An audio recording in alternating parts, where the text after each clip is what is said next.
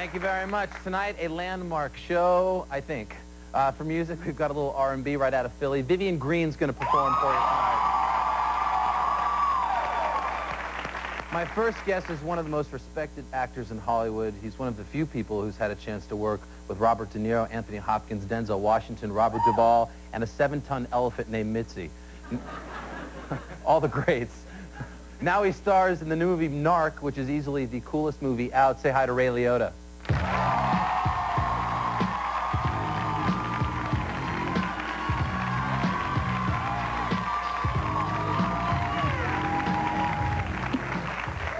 How are you, Ray? You know, actually, the elephant's name was Ty.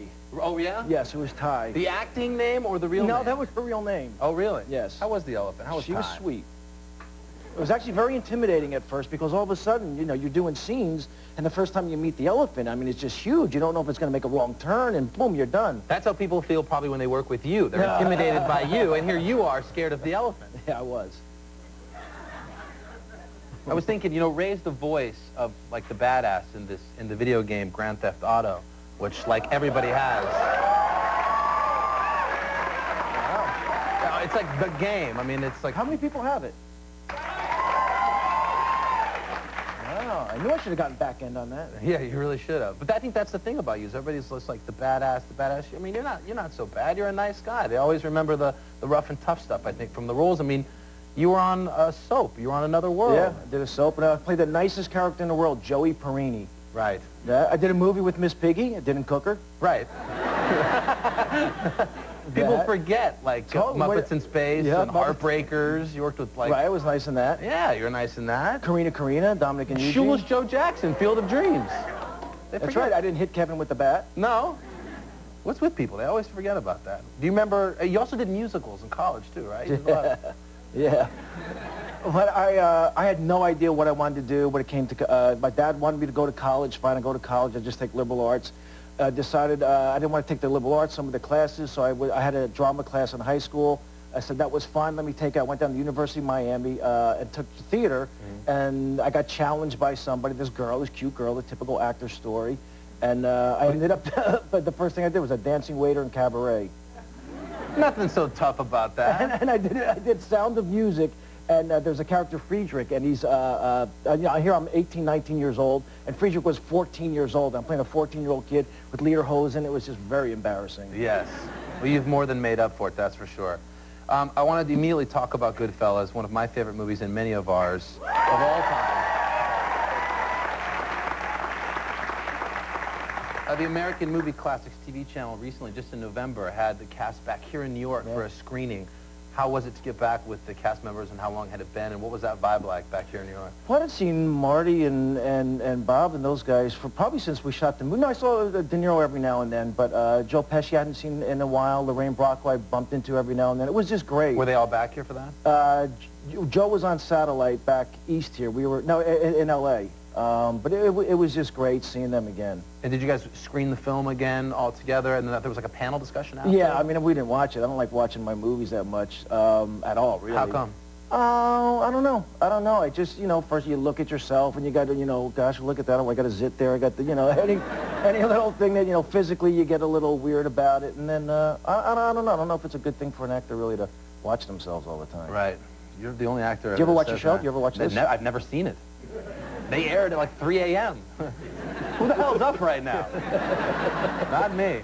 But did it bring back anything in November when you're with the Goodfellas, with the people, and it had been some time, going back to when you were casted for that? This is the first time that Scorsese and Pesci and De Niro have been together since Raging Bull. Right. I mean, I think Scorsese took a pretty good shot with you. He was really champion for you for that role. Oh, yeah. He was, from what I heard, I was the first person that they met, but then everybody in Hollywood, you know, wanted that job. And I was getting calls from actors who found out that I was kind of like a front runner. And but you're like still in acting school, aren't you? Like out in LA? It was my fourth movie. Yeah. His fourth movie. It was just great, but I was just so excited to work. It was such a great part, and I worked with Scorsese, and Bob wasn't cast, De Niro wasn't cast at that time. Joe, I think, was. And then all of a sudden when De Niro got cast, it was because I grew up watching movies, you know, when I went to college then, when I was doing my musicals, It was, I was watching movies in the 14-year-old. '70s there, so, you know, that's when they were really at their heyday. Right. So it was just great. Tell me if you don't mind about the long Steadicam tracking shot when you enter the Copacabana. That's one of my favorite scenes. It lasts, I think, almost like well over 3 minutes or 4 minutes. Tell me, while shooting this, we're just going to take a look at that actual scene. It seems just like the flawless shot when you guys were setting this up. Tell me about that day. How much rehearsal? How many times to shoot it? You know, from what I recall, what happened was they rehearsed it in the morning. Lorraine and I came in the afternoon, and we did it about 7 or 8 times. But when I was doing the AMC thing, I didn't realize this, but Nick Pileggi, the writer, was saying that. But basically, the scene was we were just supposed to walk into the Copa, and Marty remembered from his days there. Then, you know, we would go into, you know, these guys would go into, like, the kitchen like they did, right. And he just created the shot. Where originally, in the script, it was just written, they walk into the Copa, they get a seat, and boom. But Marty remembered from his experiences there about the, you know, the table coming in and going through the whole back door, so it was pretty much all improv. Kind of had that feeling of, you know, the director like Scorsese just really, not showing off, I mean, you certainly have the right to, but that's just such a director's moment to do, to direct that kind of a scene, to be that complex and the perfectly calculated moves. Yeah, well, I remember him saying, he said that he was going to throw out all conventions and he was going to shoot the movie like a wise guy, like right. A gangster. He didn't, you know, if he wanted to freeze frame, he was going to freeze frame. If they didn't like it, you know what the word is. And that's what he did. Tell me about you and preparing for some of your roles and how much you do to get involved with them. We'll talk about Narc, which is incredible, in just a little bit. But tell me about a few, in particular when you played Officer Pete Davis in Unlawful Entry. Yeah. I don't know how much preparation really helps you in terms of, you know, all you really need is the script, but sometimes you want to look technically like you know what you're doing. Like when I did Field of Dreams, you know, I hadn't played, matter of fact, that's when I broke my thumb when I was in Little League. That was the last time I played baseball, so you're always out there batting and doing what you have to do. And that one I did a lot of ride-alongs. And I remember the first day that we went out, the call was to look for a body part because a building had blown up and some, you know, poor souls got killed in it, so we had to go looking for a body part. And then they found the body part, and then they realized that, you know, who I was, and they wanted to take pictures. So they had the body part in a bag, in a baggie, and they wanted to take pictures, and they put their arms around me with the body part there. And it was just, it just gets during the ride-along? I went to the movie where I played a heart surgeon, so I used to go to open heart surgeries and watch that, and then finally I was there so much that they asked me to scrub up, and the doctor, you know, I was standing right next to the doctor with the woman's, you know, chest is wide open, and he asked me, he said, how would you like to, you know, touch her heart? Yeah, really. And? I touched it. Yeah, how many opportunities you get like that? You got to jump on that one, right? No, I touched God, I mean, basically. Yeah, you certainly did. All right, we're going to take a quick break. More with Ray Liotta right after this. Of course, the music of Vivian Green, too, when we get back. You're watching Last Call on NBC.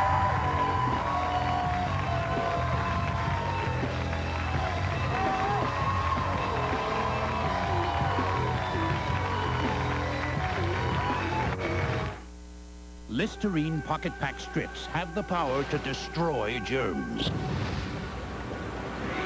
The power to crush germs. And the power to eliminate over 99% of germs on contact.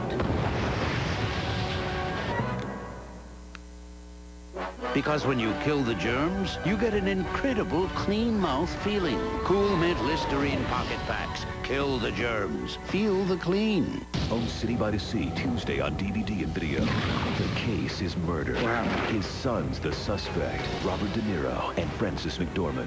Anything happens to him, then you'll answer to me. City by the Sea, own it Tuesday on DVD and video. Hey, Steve, how do you keep your toilet so clean? I touch it up with Scrubbing Bubbles toilet wipes. I heard about those. And get this, they're flushable. Now if I could just get my wife to use them. Scrubbing Bubbles toilet wipe. Hey guys, meet the new guy. Hey. Hi, I'm Bob Holtkamp. Hey, help yourself to some snacks. Speaking of which, you know what would taste good about now? Yeah, a big, hot and juicy cheeseburger. With everything. I can almost taste it. Telling me, if there were a place to get a hamburger that good this late, I'd not only drive, I'd buy. Really? Wendy's classic hamburgers are made fresh, so they're always hot and juicy, so you can eat great even late. You must be the new guy. Yeah, thanks. Wendy's, it's better here.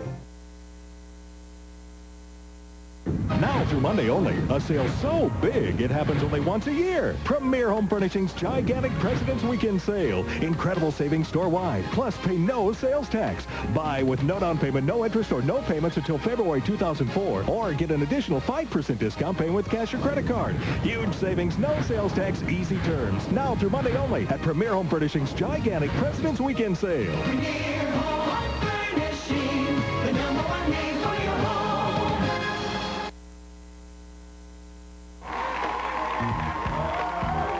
I love the no opening credits in Narc, and I love the end, too. Sorry. You got to see this movie. I mean, I was telling Ray, there's a couple friends. In fact, we had Terry Quinn, who knows a firefighter here in New York. He was on our actual 9/11 anniversary show. And Dennis Leary and all these guys we kind of pal around with here in New York. And Jason Patrick, the actor who's also in this movie Narc that's out with Ray Liotta. They've been telling us about, me and my friends, about this movie Narc. It's shooting up in Canada, and it's, you know, I don't think it had the Lionsgate sort of attachment or Paramount to it yet. And we were just hearing about this movie for so long. I finally got a chance to see it. And I'm glad we can talk about that now and the incredible story of this movie. And let me just say, I think that you and Jason both deserve Oscar nominations for this, for what it's worth. I mean, it's really that good. And also, to the home audience and to you, I mean, we really, if you've watched this show, you know, we don't sit here and like, you know, easy, you know what I'm saying? easy. You know, we're not really like a project-driven, driven talk show. I think we had Harvey Keitel here. We talked about this project that was sort of special, and like to do the same thing with this movie Narc. If you could tell everybody a little bit about the history of how this movie got made, because the story's interesting. Well, basically, I was looking for things to do because I wasn't crazy about, you know, some of the movies that Dumbo drops and things. Well, actually, I like Dumbo Drop. But I wanted to be more proactive with my career. Changed agents, did the whole thing, and they gave me this script called Narc, and I read it, and it was just really blown out by it because there's a lot of twists and turns. There's an ending that there's a great surprise, and you know, at its core, it's somebody gets murdered that's very close to me, and myself and Jason Patrick try to find out who the guy is. So Joe Carnahan, he's a relatively new. He's only done one movie before that he shot on weekends. Right, the Blood, Guts, Bullets. Right. We didn't get much. So we were turned down by a lot of people. I attached my name. We were turned down by a lot more. We finally got about $3.5 million. We shot it in 28 days up in Toronto, and that was all well and good. But halfway, like with the 8th day, right around there, the money dried up. The loan wasn't in place, so every night after work we were trying to, you know, chase the money down. We deferred our salaries. We had to keep the crew together because they were threatening to walk off the movie. Why does Ray Liotta find himself in a position like this in Hollywood after being so successful? That's what I say. It just, you know, it's a tough business. Right. In general, how do you deal with sort of the ups and downs, and also like movies that you do that end up not doing well? How do you kind of handle that personally? It's rough. You know, it's rough. You know, it's not a meritocracy. It's not how well you do in the movie. It's how well the movie does. And I've had some that haven't done very well. So it's you know, it makes you anxious, and that's why, you know, I formed a production company to start doing my own things. But you know, it's a rough business. Because Narc has like 18 producers on it. I know you were in on it early. But you finally finished up the money thing. You guys finished the shooting of the film. Well, what happened was, because we didn't have the money, the guy who was in charge of getting the money just started calling different people, and nobody in Hollywood does anything for nothing. So they said, well, sure, we'll give you some money, but you have to make me a producer. Right, fine, you're a producer. No wonder there's 18 producers. Yeah, and that's exactly why. Oh, really? Yeah. One guy tried to buy a music credit. You know, he's the music supervisor. Because there's a couple producers, like names you don't even recognize in Hollywood. It was just...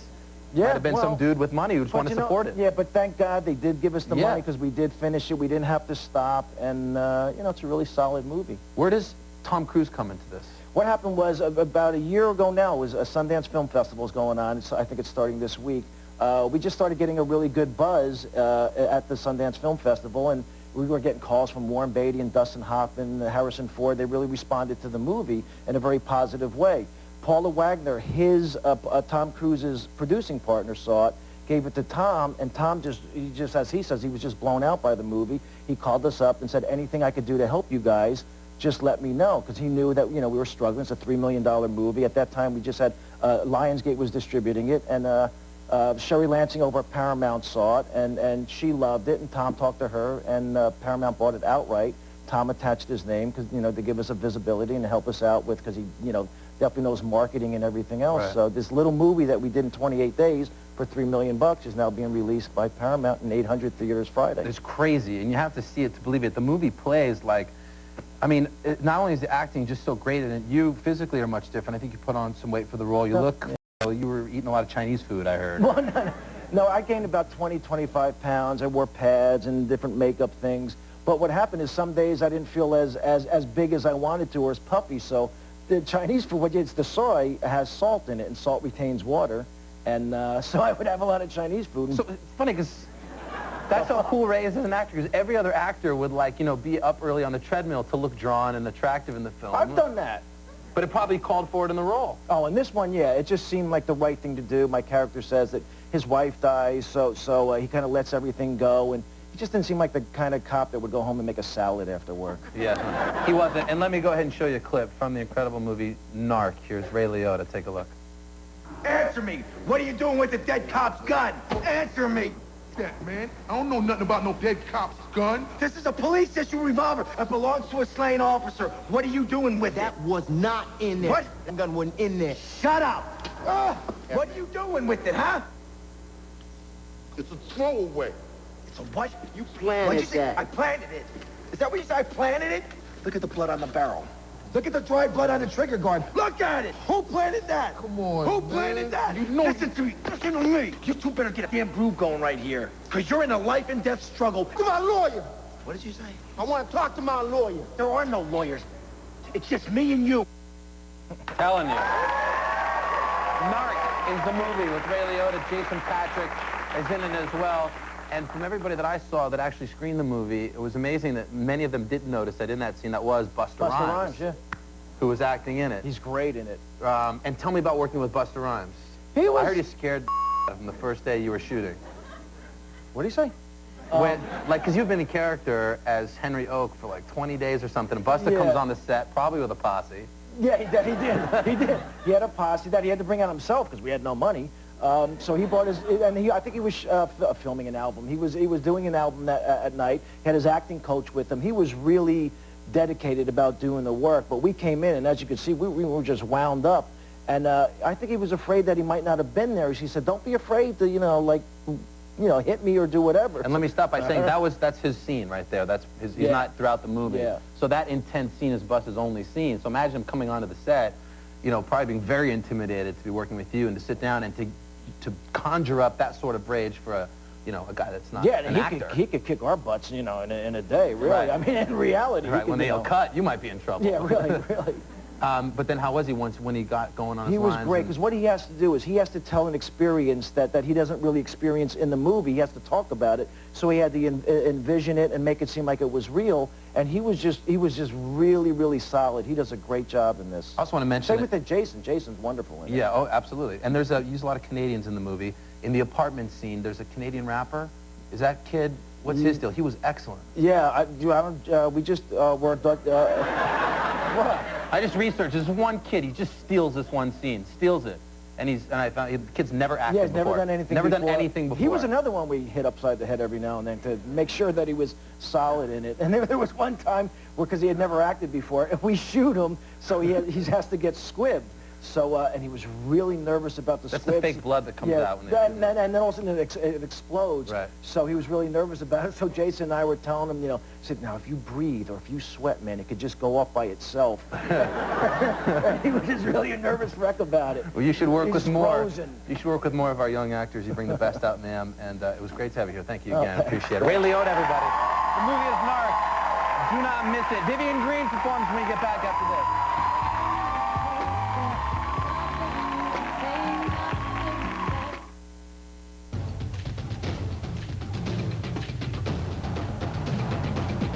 Finish it. The Kingpin finale. NBC Tuesday, 10/9 Central.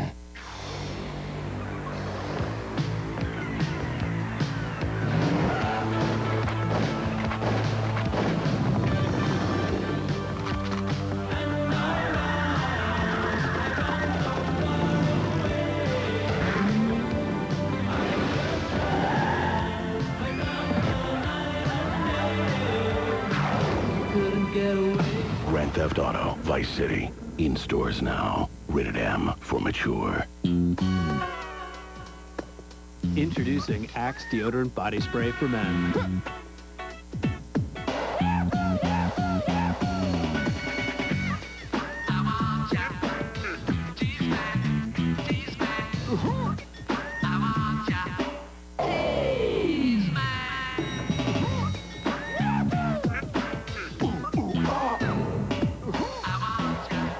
The Axe Effect. Axe Deodorant Body Spray.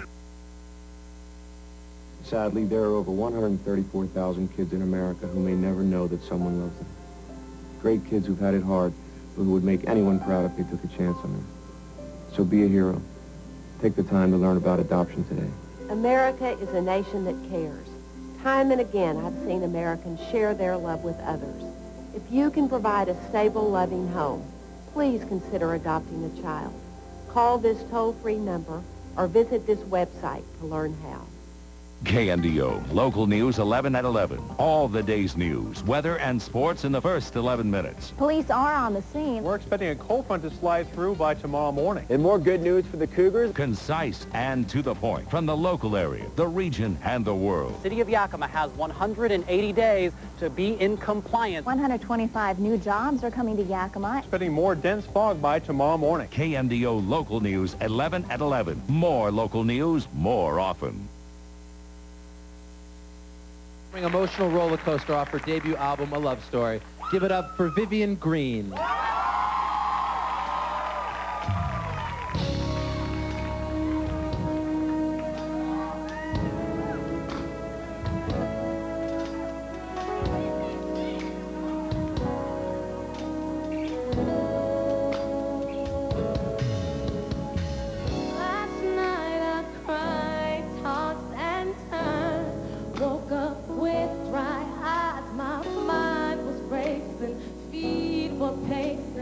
Lord help me, please tell me what I have gotten into. When my 3 miles clear my mind, it always helps me out. It's my therapy when I'm losing it, which is usually, hey, oh, I'm on an emotional roller coaster. Loving you ain't nothing healthy. Loving you was never good for me. But I can't get off the emotional roller coaster. Loving you ain't nothing healthy, and loving you was never good for me. Oh, but I can't get off. And yesterday I told myself I was gonna be okay, gonna start a new day, be truly happy. I was gonna take control of me, but eventually reality hit me mentally, physically, emotionally.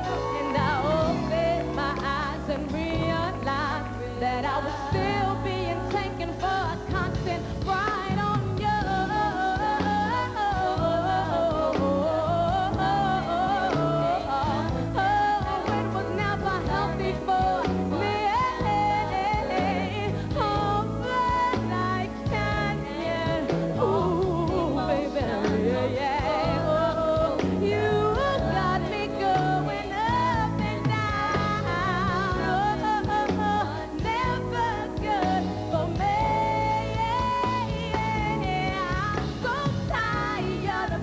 Making love to me, then disappearing so suddenly.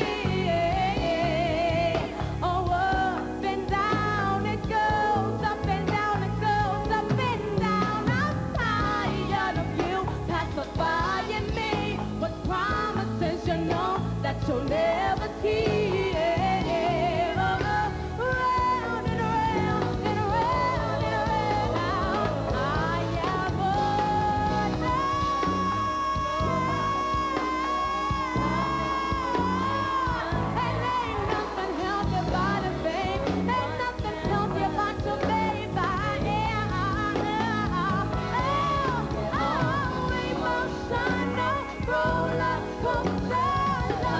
you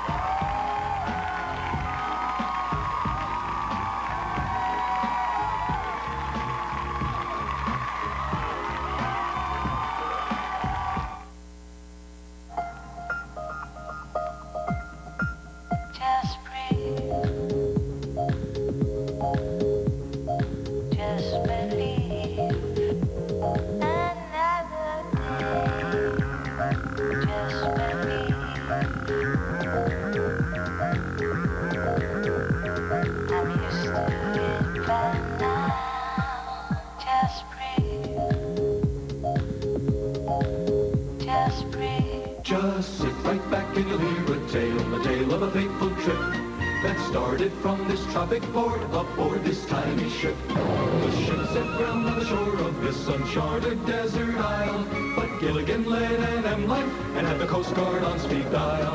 The Coast Guard on speed dial. So get yourself an M life, it changes everything.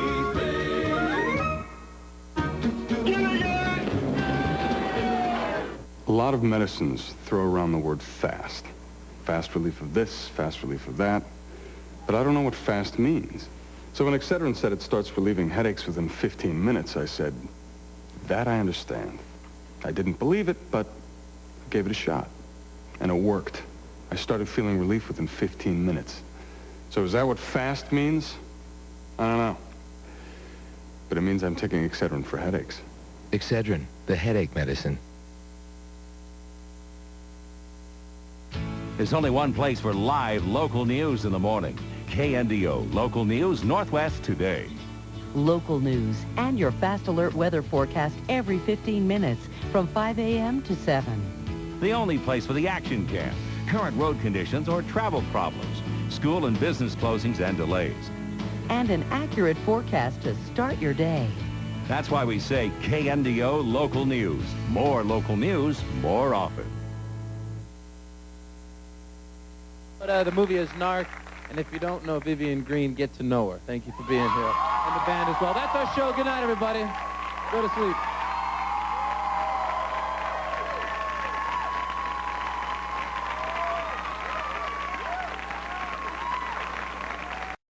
Can make men do anything, even kill. Stupid is not a defense to murder. What was I supposed to do? All new Law and Order, NBC Wednesday. The Red Cross Real Heroes Breakfast is coming up on March 5th, and KNDO is proud to support this wonderful event once again. As always, local heroes will be honored in 8 categories, and their stories will be sure to touch you. From firefighters to heroic children, you won't want to miss it. Mark your calendar and call the American Red Cross at 457-1690 for ticket information. We'll see you there.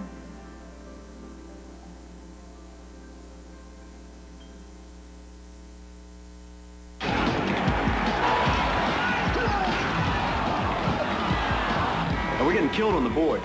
This is your territory, Grimson. Do your job. Grimson. Hello? Oh, hi, honey. Now? All right. Itsy bitsy spider climbed up the water. Down came the rain. I love you, Daddy. I love you too, sweetheart. Love. Pass it on from the Foundation for a Better Life. A mix of sun and clouds on Tuesday with a high of 52. You're watching NBC all night. Now, The Tonight Show, followed by Conan.